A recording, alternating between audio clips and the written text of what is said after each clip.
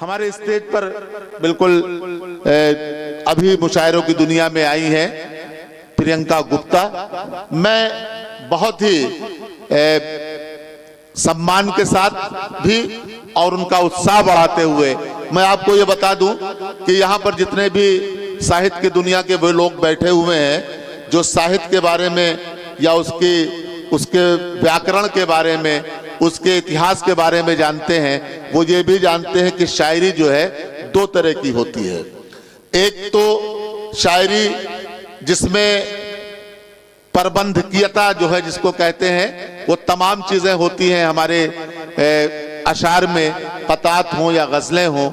और एक होती है स्वतंत्र शायरी जिसमें एक शीर्षक लेकर हमारा कवि या कवित्री चलते हैं और उसके माध्यम से चिंतन आपको देने की कोशिश करते हैं। मैं जिस कवित्री को मैंने बुलाया है उनकी ज्यादातर शैली स्वतंत्र कविता लेखन की है। आप हो सकता है लय ताल से वो ना सुनाए आपको, लेकिन मैं कोशिश करूंगा कि वो जितना भी आपको यहाँ सुनाए बेहतर ही होगा। लेकिन उनके कई कविताएं मैंने बहुत से माध्यमों से सुना है, बहुत ही खूबसूरत और बेहतर चिंतन उनके जो है काव्य में मिलता है हमें।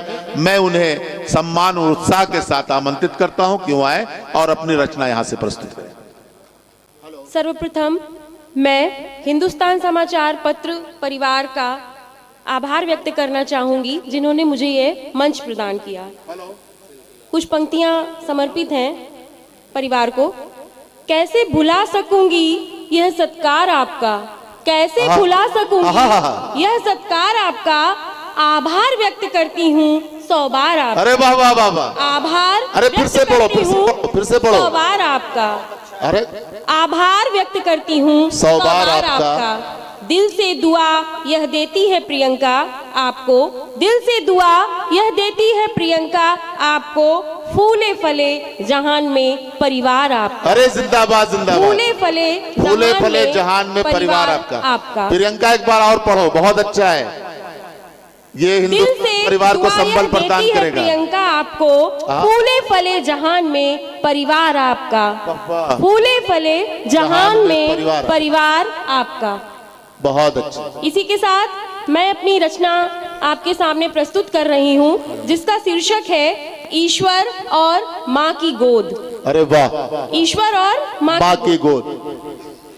एक रात मुझे स्वप्न आया, एक रात मुझे एक स्वप्न आया, एक लंबी सुनसान राह पर मैं चल रही हूँ अकेले, एक लंबी सुनसान राह पर मैं चल रही हूँ अकेले। एक और ऊंचे पर्वत पर घना जंगल, एक और ऊंचे पर्वतों पर घना जंगल, और दूसरी तरफ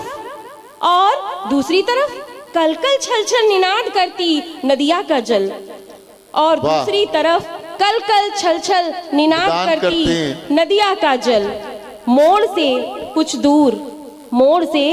दूर एक ऊंचे सुरम्य पर्वत पर, मोड़ से कुछ दूर ऊंचे सुरम्य पर्वत पर, मोड़ से कुछ दूर ऊंचे सुरम्य पर्वत पर एक सुंदर सा भवन पाया। चलकर जब मैं पहुंची भवन के अंदर, वहां मैंने ईश्वर को पाया। वो मुझे देखकर मुस्कुराया, उस अद्भुत निराली सूरत और उसकी मोहिनी मुस्कान ने हर ली मेरी थकान सारी, भूल कर जीवन की सारी कड़वाहटें और संघर्ष की कहानी,